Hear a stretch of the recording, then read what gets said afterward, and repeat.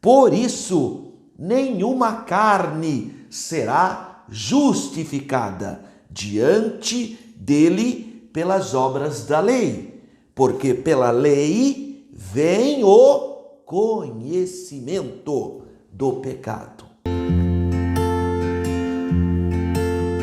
A paz do Senhor, meu querido aluno, professor da Escola Bíblica Dominical, meus irmãos, minhas irmãs, que bom que podemos compartilhar com você essa pré-aula, lição de número 2, de uma lição tão linda, tão importante, que é a lição bíblica desse terceiro trimestre, julho, agosto e setembro. Estamos na lição de número 2 e a temática que vamos fomentar nessa pré-aula é a deturpação da doutrina bíblica do pecado. Você sabe que existem muitas expressões religiosas que estão querendo dizer que pecado não existe. Sabe por quê? Porque é uma prática que mostra a fragilidade humana, que mostra a pequenez do homem frente ao seu Criador e que esse ser humano, que é um pecador, precisa da graça de Deus. Então, são expressões humanas travestidas de religiosas para tentar dizer, olha, o pecado não existe. Tem um monte de gente que é assim, coitado. Só para dizer que não existem determinadas situações ou circunstâncias, simplesmente ignora. Fala, não, isso não existe. Mas a sua opinião não vai mudar a realidade das coisas. Tem gente que tem essa fraquezinha, tenta negar, aí vira um negacionista, nega uma realidade pré-existente. Não adianta. O conselho que eu dou, vamos enfrentar o nosso problema, vamos enfrentar os nossos medos, e um deles é o pecado. Nós somos pecadores. O salmista Davi, no Salmo de número 51, quando ele faz um desabafo da sua pequenez humana, que é uma poesia linda que eu recomendo a leitura, ele fala, em pecado me concebeu minha mãe. Ele entende a natureza, que é o pecado original, trabalhado no 5º capítulo da Epístola de Paulo aos Romanos. Essa é uma aula muito relevante. Nós precisamos compreender a doutrina e enfrentá-la invocando o quê? A obra expiatória de Cristo no Calvário. Porque é através do sangue do Senhor Jesus que nós temos os nossos pecados perdoados, graças a Deus. Então, nessa pré-aula de número 2, que vai falar sobre a deturpação da doutrina bíblica do pecado, é uma aula que deverá ser ministrada no dia 9 de julho de 2023. Nosso textuário está na epístola do apóstolo Paulo aos Romanos, capítulo 3, versículo 20, que diz: por isso, nenhuma carne será justificada diante dele pelas obras da lei, porque pela lei vem o conhecimento do pecado. Esse é o nosso textuário. E a verdade prática diz assim: o pecado de Adão arruinou toda a humanidade. Contudo, Jesus Cristo, nosso novo Adão, pode regenerar eficazmente o pecador. Deixa eu te dizer uma coisa. O pecado original é algo que está na pessoa. Eu sempre dou esse exemplo quando vou falar sobre essa temática. Quando eu era professor da rede pública do estado, muitas vezes eu chegava até cansado em casa e a minha menininha, a minha filha primogênita, a Yasmin, ela gostava muito de me ajudar ali tudo, né? Então ela sempre foi uma menina muito focada, muito organizadinha. Mas a outra menininha minha, a Laila, ela já era mais bagunceirinha, ela fazia mais, deixava massinha em qualquer local. Muito bem. E um dia eu cheguei em casa, a Yasmin estava tendo aula, então não estava lá. Minha esposa também estava fazendo suas atividades. Só estava eu e a minha menininha menor na sala. E eu dei uma descuidadinha. Eu saí lá e ela fez uma bagunça. Muito bem. Quando eu voltei, estava aquela bagunça na sala. Não podia ser a minha primeira menina, a Yasmin, porque ela sempre foi muito organizadinha, cuidadosinha. E a minha esposa não estava lá. Só estava eu e a menorzinha. A menininha, irmão, não tinha, acho, 4 aninhos. E eu cheguei para ela e falei assim: meu bem, quem fez essa bagunça? Sabe o que ela falou? Foi a Tata. E mas não era possível. A Tata era a irmãzinha dela, né? Mas não era possível ser. Eu falei então para ela: ô, meu bem, quem foi que fez essa bagunça aqui? Foi a Tata. Mas ela mentiu. Mas quem que ensinou ela a mentir? É uma menininha, irmão, inocente. Desde o ventre da minha esposa, quando minha esposa estava gestante, colocava a mão na barriga da minha esposa, orava, consagrava. Quando ela nasceu, ela foi apresentada a Deus, conforme a Bíblia nos orienta, como o Senhor Jesus foi apresentado no Santo Templo de Jerusalém. Eu também apresentei a minha menininha, mas ela mentiu. Por quê? O que aconteceu? Pecado original. É aquele sentimento que já está no gênero humano. Ninguém ensinou ela a mentir, irmão. A gente não ensina a criança a mentir. É uma tendência. Isso nós herdamos dos nossos pais. Outro exemplo que eu sempre dou, que eu sempre falo em qualquer entrevista, que o café me traz boas lembranças, porque minha mãe fazia aquele café no coador de pano, né? Coador de pó de pano, que é bem caipira, lá na cidade de Jundiaí, interior de São Paulo, né? E ela fazia sempre o bolo de fubá. Fazia onde? Numa forma. Mas quando a forma caía, ficava amassada, alguma coisa, o bolo saía meio torto, irmão. Por quê? Porque a forma estava torta.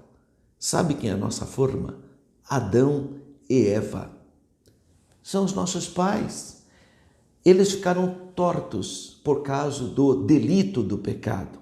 Todo mundo que descende dessa forma vem com uma coisa chamada pecado, o pecado original. E se você quiser compreender melhor sobre esse tema, está no capítulo 5 da Epístola de Paulo aos Romanos. Romanos capítulo 5, o apóstolo Paulo vai falar sobre o pecado original. Então leia lá na sua Bíblia para você entender esse tema. Porque tem gente que fala assim: eu não tenho nada a ver com o pecado de Adão. O Adão pecou lá, não tenho nada a ver, eu não estava lá. Olha que fraqueza. Tem gente que fala até isso para a gente. Eu não estava lá, como que eu vou ser? Existem religiões que pensam assim. Inclusive religiões pseudo-cristãs, né? Mas que seguem essa mesma linha. Cada um é responsável pelo seu próprio pecado. Ninguém tem nada a ver com o pecado de Adão. De fato, nós somos responsáveis, sim, pelo nosso pecado, mas nós herdamos também a natureza pecaminosa. Que natureza pecaminosa é essa? Essa é a tendência que a gente tem de fazer o que é errado. Paulo, em Romanos, ele diz assim: o bem que eu quero fazer, este eu não faço. E o mal que eu não quero fazer, esse sim. Miserável homem que sou. Olha que coisa. Então, todos nós temos uma tendência para fazer coisas erradas. É o Espírito de Deus que trabalha em nós, para nós fazermos o enfrentamento e permanecermos em santidade na presença de Deus. Então é uma aula muito importante, porque vai falar sobre a doutrina bíblica do pecado e a tentativa, então, do ser humano e das religiões humanas tentarem desconstruir uma doutrina completamente bíblica, utilizando, obviamente, argumentos humanos. Nossa leitura bíblica em classe está em Romanos, capítulo 3. entre os versículos 9 até o versículo de número 20. E o nosso texto áureo é o versículo de número 20. Por isso, nenhuma carne será justificada diante de Deus ou dele pelas obras da lei. Porque pela lei vem o conhecimento. A lei te dá consciência do pecado, da transgressão. A lei é aio, ela te prepara, mas ela não é o remédio. Ela apenas é o diagnóstico. Então vamos pensar um pouquinho sobre esse texto áureo. O texto áureo está inserido no capítulo 3 da carta do apóstolo Paulo aos Romanos, que se você pegar o seu Novo Testamento, você vai encontrar os 4 evangelhos. Então tá lá, Mateus, Marcos, Lucas e João. Depois você vai encontrar Atos dos Apóstolos. Romanos é o 6º livro do Novo Testamento. Então, Romanos, capítulo 3, é onde está o nosso texto maior. E é onde Paulo fala sobre o privilégio que o povo judeu teve, e ele inicia dizendo isso no capítulo 3. Qual é logo a vantagem do judeu? De ser judeu, do judaísmo. Qual é logo a vantagem? Ele responde, muita. Em muitos sentidos. Porque ao povo judeu, Deus entregou a sua palavra.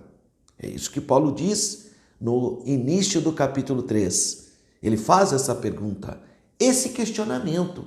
Ele diz assim, qual é logo a vantagem do judeu? Ou qual a utilidade da circuncisão?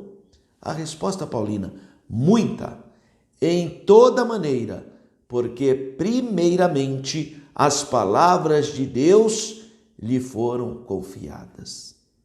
Então, um dos motivos da eleição do povo judeu, da escolha do povo judeu, do povo de Israel, é ter confiado a eles a palavra de Deus. Tem pelo menos 3 objetivos essenciais para que o povo de Israel fosse eleito, porque há propósitos. Primeiro, fazer conhecido o único Deus, o monoteísmo. Segundo, entregar a Bíblia Sagrada à humanidade. E terceiro, e o mais importante, a salvação vem dos judeus. O Messias é um judeu, o Senhor e Salvador, Jesus Cristo. Então vamos pensar um pouquinho sobre esse texto áureo de Romanos, capítulo 3, versículo 20. Nenhuma carne será justificada. Olha que afirmação forte. Nenhuma carne será justificada. Ou, em outras palavras, ninguém pode ser justificado. É palavra que, se fosse literalmente traduzida, diria: nenhum ser humano. Nenhum ser humano.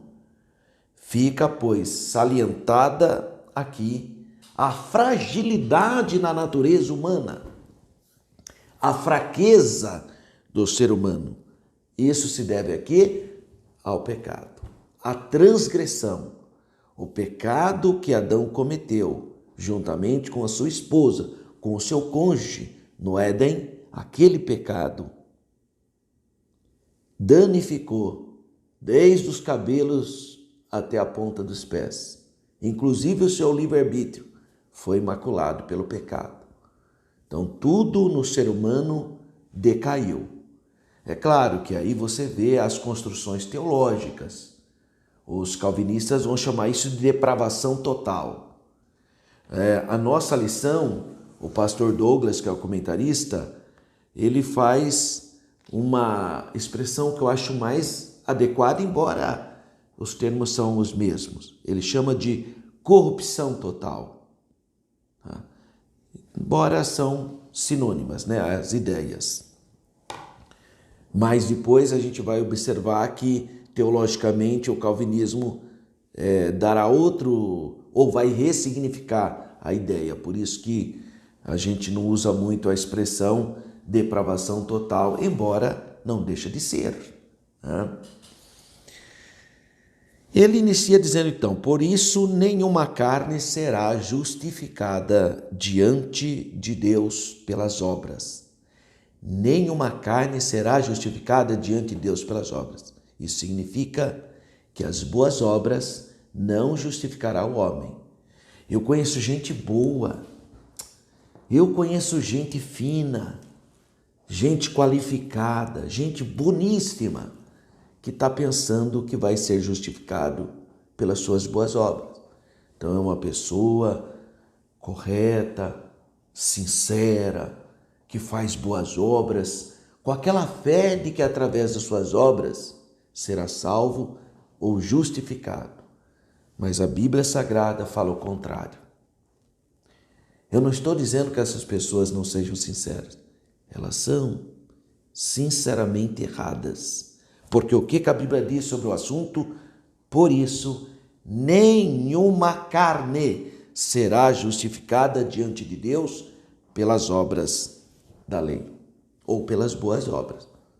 Não serão justificados por causa disso. Aliás, Paulo, escrevendo a Efésios, capítulo 2, versículo 8, ele diz: pela graça sois salvos. Não é estão sendo salvos, não é isso não. Pela graça, a graça é um favor imerecido de Deus para você, para mim, porque Deus te ama. Você é objeto do amor de Deus. E Deus, na sua graça, toca no seu coração para você se converter, para que os seus pecados sejam perdoados. Isso é um favor imerecido. Deus emana a sua graça. Em Tito, capítulo 2, versículo 8, Paulo, escrevendo a Tito, diz: porque a graça de Deus se há manifestada. O amor imerecido do Pai se manifestou, trazendo salvação para todos os homens.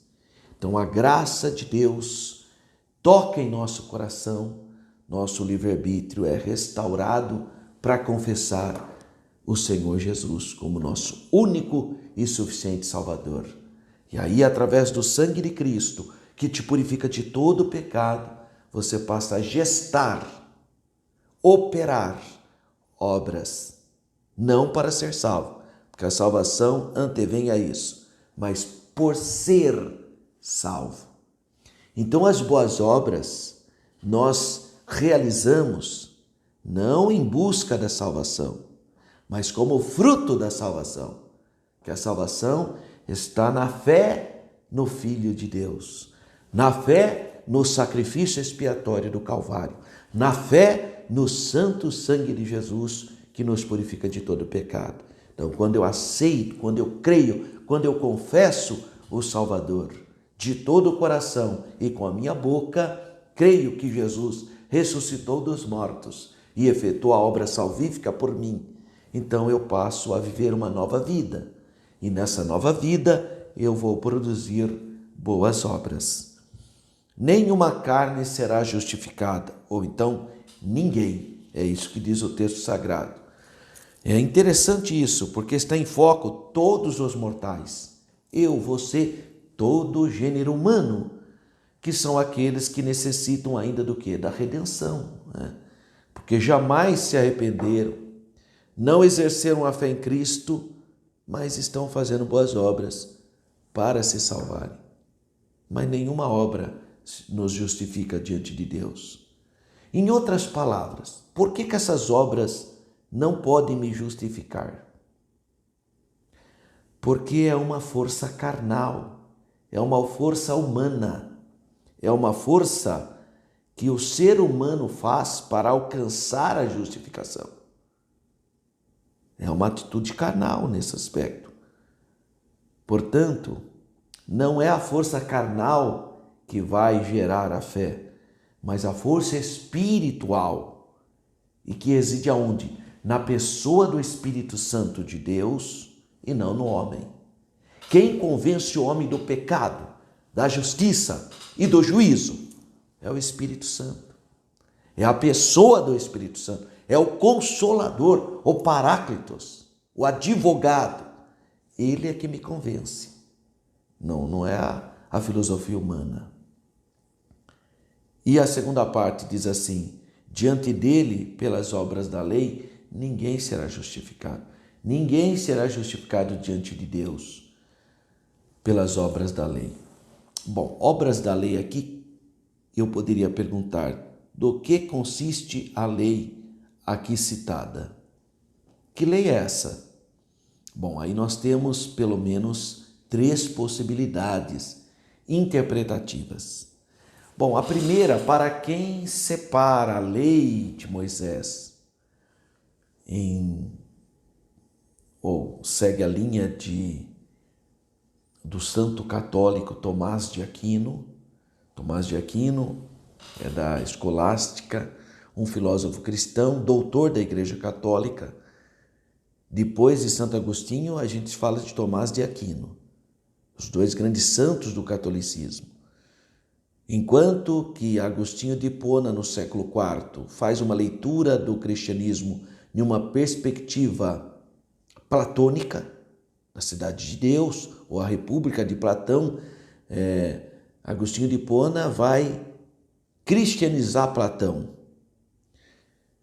Já no século XI, XII, Santo Tomás de Aquino irá cristianizar Aristóteles.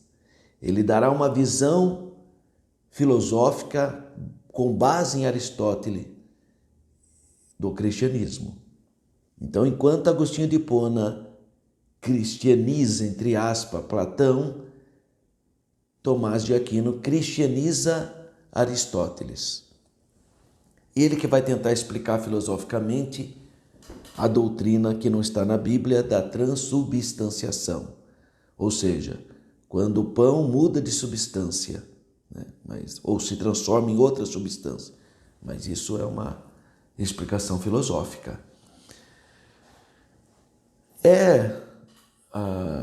Santo Tomás de Aquino, esse grande filósofo cristão, católico, que irá falar sobre a lei. Ele vai criar uma coisa muito interessante. Ele vai dizer que a lei, a Torá, ou seja, Gênesis, Êxodo, Levítico, Número, Deuteronômio, o Pentateuco, os 5 estojos, né? Os 5 rolos, essa Torá, essa lei, o Tomás de Aquino vai dizer o seguinte: olha, existem aspectos nessa lei que são aspectos de cunho civil, existem aspectos cerimoniais e existem aspectos morais. Então ele trabalha com esses 3 aspectos. Os teólogos protestantes modernos começaram a dizer que a lei tinha apenas 2 aspectos gerais. Aspectos cerimoniais, que incluía os jurídicos, civis também, e os aspectos morais. E ainda dentro desses estudos teológicos, concluíram que o decálogo, que são os 10 mandamentos, exceto o sábado, porque o sábado é uma cerimônia, todo mundo sabe disso, é uma cerimônia o sábado. Mas eles trabalharam então que o decálogo, exceto o sábado, então dos 10 mandamentos, exceto o sábado, são 9 preceitos morais, porque fala de moralidade. Então vamos lá. Não adulterarás. É um preceito moral. Isso não é cerimônia. Eu vou fazer a cerimônia do adultério. Isso não existe, irmãozinho. Isso aí é moralidade. Agora eu vou fazer a cerimônia do sábado. Aí tudo bem, realmente existe. O Shabat, a partir das 18 horas, vamos acender as velhinhas. O judaísmo faz isso. Isso é cerimônia, né? Passa a mãozinha lá na fumacinha da velhinha do Shabat, que as mulheres normalmente é que acendem as velhinhas do Shabat às 18 horas de sexta-feira, que vai até às 18 horas do sábado. Tudo bem, isso é uma cerimônia, não tem a ver com preceito moral. Como que eu sei que não tem a ver com preceito moral? Porque o preceito moral, ele não pode ser quebrado. Por exemplo, não adulterarás. Não pode, não tem o que fazer, simplesmente não adulterarás. Não, irmão, veja bem, eu quebrei um pedacinho. Isso não existe, irmão. Adultério é adultério. Jesus falou, inclusive, se um homem olhar para uma mulher de maneira inadequada, com lascívia, isso é adultério também. O Senhor Jesus nos ensina isso. Eu acho importante você saber que o primeiro olhar de qualquer ser humano normalmente é inocente. É o primeiro olhar. Então você olha, passar um homem, você olha. Se passar um elefante, você olha. Se passar um carro bonito, você... O primeiro olhar é sempre um olhar muito inocente. Mas o segundo olhar pode ser um olhar de concupiscência. O primeiro porque passou, você viu. Então, por um acaso passou.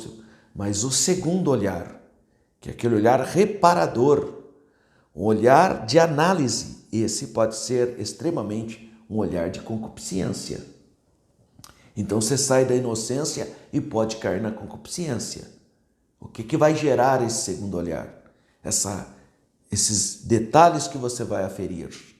Pode ser um elemento motivador de concupiscência. O grande reformador Martinho Lutero disse que eu não posso impedir que um pássaro passe voando sobre a minha cabeça. Isso eu não posso impedir. Seria o olhar da inocência, né? Não tem como impedir isso. Mas eu posso impedir que esse pássaro retorne, sente na minha cabeça e faça o ninho. Aí eu posso impedir, correto? Então você não precisa cair no olhar da concupiscência. Tá? Então não impeço que o pássaro passe, mas posso impedir que ele retorne e tente fazer ninho na minha cabeça. A questão é a seguinte, é que essa divisão da lei, sugestionada pelo santo católico Tomás de Aquino, virou posteriormente base doutrinária no mundo protestante de grupos que querem impor a observância do sabate. E por isso mesmo dividiram a lei em duas leis. A lei cerimonial e a lei moral. E aí eles dizem, todo o resto é cerimônia, exceto os 10 mandamentos. Porque aí eles disseram que esses 10 mandamentos são morais, elementos morais. Mas o sábado não é elemento moral. Como nós sabemos que o sábado não é elemento moral? No Evangelho de João, o Senhor Jesus fala sobre algo muito interessante, sobre os sacerdotes que quebram o sábado por causa da circuncisão. Então, quando o Senhor Jesus vai falar sobre o sabate, ele diz que os sacerdotes no sabate quebram o sábado. Como que eles quebram o sábado no sabate? Quando no 8º dia precisa circuncidar uma criança e esse 8º dia cai no sábado. Então pense comigo. A criança nasceu e tem que fazer a cerimônia da circuncisão. Mas aí cai no sábado. O que fazer? Se o sábado fosse uma lei moral, você não pode quebrá-lo em hipótese alguma. Eu acabei de dizer para você, a Bíblia diz, não adulterarás. Não pode, em hipótese alguma, porque é um preceito moral. Não furtarás, não pode, é um preceito moral. Não assassinarás, é um preceito moral. Não pode, irmão, porque é moral. Moral não tem o que fazer. Não tomarás o nome do Senhor teu Deus em vão, preceito moral. Não farás para ti imagem de escultura, preceito moral. Agora, lembra do dia do sábado para santificar o sábado. Os sacerdotes no templo violavam o sábado. É Jesus que está dizendo aqui no Evangelho de João. Ele diz que os sacerdotes no templo, quando precisam fazer a circuncisão, violam. Como isso? A criança nasceu, no 8º dia ela tem que ser circuncidada. O 8º dia cai no sábado. Teoricamente, se o sábado fosse moral, não poderia fazer a circuncisão, porque a circuncisão é uma violação ao sabate, é trabalho. No entanto, como a cerimônia da circuncisão é uma cerimônia superior ao sábado para o judaísmo, se caísse o 8º dia do nascimento da criança, se caísse o 8º dia, o menininho nasceu, 8 dias depois, ele tem que ser circuncidado. Se fosse no santo sabate, no sábado, poderia fazer a circuncisão, porque a circuncisão é superior ao sábado. Só que a circuncisão é cerimônia, e o sábado é cerimônia também, porque caso contrário, a circuncisão, que é uma cerimônia, seria superior a um preceito moral, que nesse caso seria o sábado. Isso seria um absurdo total. Então, tanto a circuncisão como o sábado são preceitos cerimoniais. E a cerimônia da circuncisão é superior à cerimônia do sábado. Tanto é que o sábado é violado ou era violado pelos sacerdotes no templo quando precisava efetuar a circuncisão de um menino nascido no 8º dia e o 8º dia caísse no sábado. Portanto, não pode ser preceito moral, como dizem grupos religiosos que querem defender e colocar goela abaixo a guarda do sábado. Muito bem. Dividiram então a lei. Não pode dividir a lei, irmão. A lei é uma coisa só. É um só Deus, uma só lei. Mas não, dividiram a lei. Não, olha. A lei cerimonial é a lei de Moisés. O decálogo, os 10 mandamentos, é a lei de Deus. Mas quem que inventou isso? Os líderes religiosos, humanos. Por quê? Porque a lei de Moisés é a mesma lei de Deus. A lei dada por Deus a Moisés. A lei do Senhor. Tem 3 nomes para o mesmo Pentateuco. Lei de Deus, lei de Moisés e lei do Senhor. Tudo a mesma coisa, irmão. A inventar esse artifício só para que lá no fundo das contas dizer que o sabate é uma lei moral. Sabate não é uma lei moral. Sabate é cerimonial. Portanto, do decálogo nós temos 10 mandamentos. Um deles é cerimonial e 9 morais. Aspectos. Não são outras leis. Não existe uma lei cerimonial e uma lei moral. Não, existe uma lei inteira. Dentro dessa lei, do Pentateuco, você tem aspectos morais, aspectos civis, aspectos cerimoniais. O Shabat é um aspecto cerimonial. Muito bem. Então, esse primeiro grupo entende que Paulo está falando aqui, a interpretação dele seria, então, a respeito disso, né? Eles acham, então, que se trata dessa legislação cerimonial e também moral. Existe um outro grupo de teólogos que fala, não, Paulo está se referindo à lei moral, ao decálogo. Por quê? Porque eles basicamente falavam muito do decálogo. Realmente, cerimônia ficou uma coisa muito... Imagina com a destruição do templo. Não tem nem quase mais cerimônia. Então só podia ser moral. Mas aí é muito específico. Não achamos, até porque na época de Paulo ainda o templo não estava destruído ainda, quando ele escreveu a carta aos Romanos. Provavelmente, Paulo está se referindo à lei de Moisés, à lei do Senhor, à lei de Deus. Está se referindo a todo o conjunto de lei, ao Pentateuco. Possivelmente, ele esteja falando então de toda essa legislação. Até porque os judeus nunca dividiram a lei como... Eu acabei de dizer, irmão, que a divisão da lei foi 1000 anos depois por um santo católico. Ele que inventou essa divisão da lei, criando aspectos civis, morais, cerimoniais. Mas isso aí foi 1000 anos depois, né, irmão? Tá? Não estou dizendo que está errado. Tem até lógica essa divisão, mas divisão de aspectos. Não dizer que são duas leis, como dizem alguns grupos, que eu diria que estão à margem do cristianismo ortodoxo. Mas aqui se refere então à lei inteira. Mas incrivelmente ainda tem outro grupo que acha que o que Paulo está falando aqui, quando ele diz que nenhuma carne será justificada diante dele pelas obras da lei, tem gente que entende que o sentido é mais lato, que o sentido é mais abrangente, que ele está se falando da lei da consciência. E aí todos têm.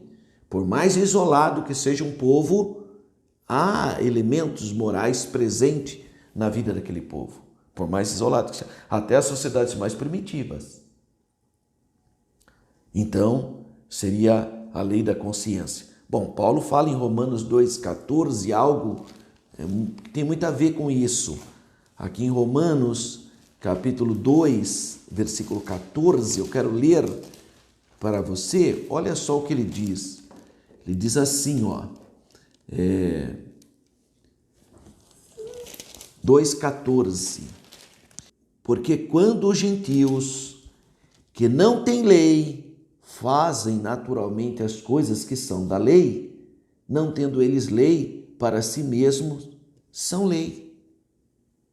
Então, tem sentido sim dizer que pode estar sendo aplicado a algo mais lato, a lei de Moisés, mas também a essa lei universal da consciência humana, que todo mundo parece ter um pavio que fumega dentro de cada ser humano, por mais isolado que ele esteja, de que são preceitos morais, independentemente de crença. Às vezes a pessoa nem tem crença, mas está lá o elemento moral.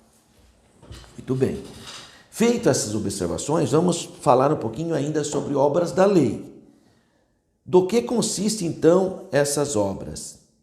Bom, alguns então afirmam que ele está se referindo às obras de homens que querem fazer coisas boas para terem méritos diante de Deus. Aqueles que produzem pelo esforço humano algo, mas que na verdade é algo que diante de Deus pode não ter validade alguma. Especificamente se fizer isso para ser salvo. Não tem muito sentido, porque a salvação não é pelas obras. Salvação é um ato de amor de Deus. Deus te ama. Por isso ele providenciou meio de redenção, que é o novo Adão, o Senhor Jesus Cristo. Então as obras devem vir sempre, as verdadeiras obras feitas pelos cristãos devem vir sempre após a conversão. Então agora você já é salvo, você vai produzir boas obras, não para ser salvo, mas por ser salvo. Essas obras é o que a Bíblia diz aqui em Efésios 2,10, que não é pelas obras, então não se refere a obras para salvação, mas sim a obras que o Espírito Santo faz em nós. Aquilo que o Espírito Santo faz em nós, através de nós. Então Filipenses 2,13 diz que o Espírito Santo é que opera em nós tanto o querer como realizar, segundo a boa vontade de Deus. Essa espécie de obras é cultivada pelo Espírito Santo, é fruto do Espírito. E as obras determinam então níveis de galardão ou posição na glória futura, porque isso é aferido através das obras. Então não são para a salvação, mas são frutos da salvação. Porque pela lei vem o conhecimento do pecado. Esse é um outro apontamento muito relevante. O pleno conhecimento do pecado se dá através desse apontamento. Então a lei mosaica, ela demonstra a natureza do pecado, ela aponta, ela diagnostica, já que através dos seus muitos símbolos presentes na lei, o povo de Israel torna-se capaz de entender sobre o que significa pecado, pecaminosidade, transgressão, e daí a necessidade de ser perdoado do seu pecado. Por isso que ele vai fazer o sacrifício de um cordeiro inocente ou de rolinhas, de pombinhas, né? E que isso tudo apontava para o sacrifício do Senhor Jesus. João Batista, quando estava no seu ministério profético, ele viu o Senhor Jesus, ele diz: eis o Cordeiro de Deus que tira, arranca, extirpa o pecado do gênero humano. Eis o Cordeiro de Deus que tira o pecado do mundo. Então, o pecado de Adão e Eva, do primeiro casal humano, vai gestar em todos os seus descendentes uma mácula, que é a corrupção do gênero humano. Nós cristãos cremos na historicidade do primeiro casal. Primeiro porque a Bíblia diz isso explicitamente. Veja que a Bíblia fala de Adão e Eva, que eles cometeram o primeiro deslize, o primeiro pecado, e todos nós herdamos desses pais. Paulo fala isso em Romanos capítulo 5. Mas o Senhor Jesus fala também da historicidade de Adão. O Senhor Jesus, quando vai falar do casamento, ele diz que no princípio Deus criou homem e mulher e os abençoou dizendo: e serão ambos uma só carne. Ele está se referindo a Adão e Eva. Os profetas, muitos citam Adão, até no livro de Jó está escrito lá sobre Adão, até no livro de Jó, que é o livro mais antigo da Bíblia. Depois você vê os profetas também falando sobre Adão, embora o Senhor Jesus fazendo essa manifestação indireta, para mim já era suficiente. Mas depois Paulo fala literalmente sobre Adão no capítulo 5 de Romanos. Fala sobre Eva literalmente nas suas epístolas, como 1 Timóteo. Então, Adão e Eva são personagens literais. Agora, claro, que o mundo fala, não, isso é símbolo, é simbolismo, e fala que é assim, não, nunca houve um casal, isso é a lenda de Adão e Eva. Sim, isso é o que o mundo fala, né? Agora, estudiosos em linguísticas descobriram que o tronco da língua veio de um casal humano. Interessante, né? A genética mostra que veio de um casal humano. Só que os cientistas estão nem aí, né? Eles não querem saber. Tudo que confirma a palavra de Deus, eles disfarçam, né? Não é bem assim. Mas a ciência faz esse apontamento. Que de fato tivemos um pai, um ancestral comum. Isso, a ciência faz esse apontamento. Agora, tudo bem, o mundo é assim mesmo, tem dificuldade, né?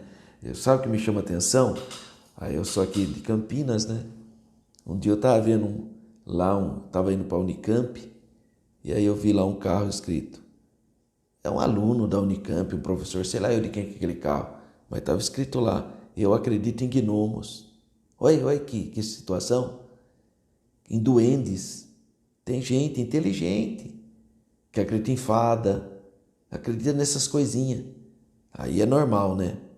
Aí quando você fala que você crê na Bíblia, no livro de Gênesis, no primeiro casal histórico, aí eles zombam de você. Eu não acredito. Eu sou friíssimo. Eu sou da área de história. Eu estudei na Universidade de São Paulo. Eles sempre disseram que Adão e Eva era mito, o mito do Éden.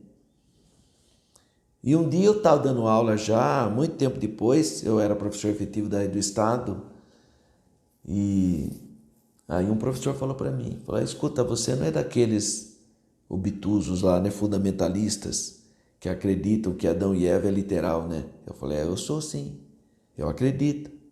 Aí ele ficou sem graça, falou, me desculpe, eu não quis ofender, você não me ofendeu. Assim como você tem o direito de não crer, eu tenho o direito de crer. Essa é a beleza da democracia, não é? Eu falei, eu creio sim, desse jeito mesmo, como está escrito na Bíblia, exatamente como está escrito. Poxa, mas eu pensei que você cria na teoria da evolução. Não, mas é teoria, né? Isso não é lei, é teoria, é uma explicação científica, que já caiu, né?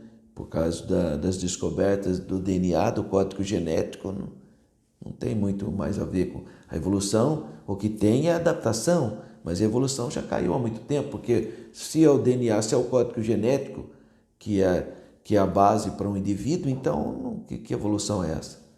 Então aí já não tem mais nada de... Uma coisa que parecia ser uma grande coisa, hoje Só não tem outra explicação porque não tem outra. Senão já teria, embora hoje muita gente já nem mais leva a sério a teoria da evolução também, mas esse é um outro assunto. A questão é que, já que a questão virou de fé mesmo, né? Porque para crer na teoria da evolução precisa de fé também. Então eu prefiro crer na Bíblia, é uma opção, e a minha opção é religiosa. Muito bem, então a questão é essa, é que o ser humano se ausentou da presença de Deus através de um ato pecaminoso. O decálogo, os 10 mandamentos, exceto o sábado, né, que é cerimonial, mas os 10 mandamentos revelam mais particularmente a natureza do pecado. Que ele fala, não adulterarás, porque adultério é pecado. Não dirás falso testemunho contra o seu próximo, porque isso é pecado. Não assassinarás, porque isso é pecado. Não tomarás o nome do Senhor teu Deus em vão, porque isso é pecado. Então, ele diagnostica o que é pecado. Os 10 mandamentos, exceto o sábado, né? Porque o sábado é cerimônia, então, mas os outros 9 são elementos morais. E elemento moral é inquebrantável. Então, você passa a ter uma consciência do pecado. O decálogo foi fundamental para que o ser humano entendesse o que é pecado. Então, os mandamentos que têm esse aspecto moral, assim compreendidos, não se refere apenas aos atos externos, mas também aos desejos que nascem no coração, sentimentos que nascem na alma, no coração. E por isso que o Senhor Jesus expandiu, então, o alcance da lei em seu famoso Sermão da Montanha. No capítulo 5, versículos 1 a 48, o Senhor Jesus fala, lembra que foi dito aos antigos, não adulterarás. Eu, porém, vos digo, qualquer um que olhar para uma mulher, Jesus então expande a expressão moral, não adulterarás. Mas o que nós precisamos entender é que a lei mosaica teve por objetivo levar os homens a reconhecerem a sua condição e aceitarem a Cristo, que é o Salvador, mostrando então que o homem sem Jesus vive em um mundo pecaminoso, em prática pecaminosa. Então a pessoa precisa ser liberta do pecado, da escravidão do pecado, confessando o Senhor Jesus. Então a lei é importante, a lei é relevante, porque a lei dá essa consciência. Mas a lei apenas levará o homem até Cristo. É o que diz Romanos 10:4, porque o fim da lei é Cristo, a justiça de todo o que crê. A justiça que é pela fé no Filho de Deus, a quem Deus o ressuscitou para a nossa justificação. Graças a Deus. Então a lei é como aquela que pega na mãozinha da criança e entrega para Cristo, porque é em Cristo que nós somos justificados. A lei apenas vai dar o diagnóstico. Você é um pecador, você precisa da misericórdia de Deus. O conhecimento do pecado, portanto, não se refere à mera percepção da existência e da natureza do pecado, e sim uma familiaridade com o pecado que leva o indivíduo ao arrependimento, à fé e ao caráter santo.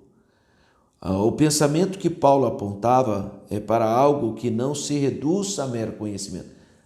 Então fazer isso é pecado, mas continua fazendo. Então não é esse conhecimento. Você viu que adultério é pecado, mas continua adulterando a mesma coisa. Aí você vê, né? A infidelidade é pecado, mas continua sendo fiel ao cônjuge, a mesma coisa. Então é mero conhecimento. Não é isso que nós estamos falando. Nós estamos falando daquele conhecimento que você se se confronta, enfrenta os seus medos. O ato que eu estou fazendo, essa prática que eu estou fazendo é pecaminosa. Faz mal para a minha alma, faz mal para o meu organismo, faz mal para mim. Isso é pecado. Meu Deus, me perdoa, lava-me, me liberte. Quer dizer, aí você nasce de novo para uma nova vida em Cristo Jesus. Como nós sabemos disso? Porque a palavra conhecimento aqui, olha que interessante, é epignosis. Não é gnosis, conhecimento. É epignosis. Epignosis tem o sentido de conhecimento claro e exato. Ou seja, O nosso textuário faz o seguinte apontamento extremamente relevante. Você vai ter o conhecimento exato do pecado. Por isso que você vai se libertar dele. Por isso que você vai correr para os braços do Messias, para os braços do Salvador. Muito bem. Então é um textuário muito bonito, muito profundo, que tem muito ensinamento. Agora eu estou passando todas essas informações para você se preparar para a sua aula. Essa é uma pré-aula. Eu te dou conhecimentos. Eu trabalho para você não achar que o textuário é só mais um versículo. Não é isso. Tem a ver com a lição.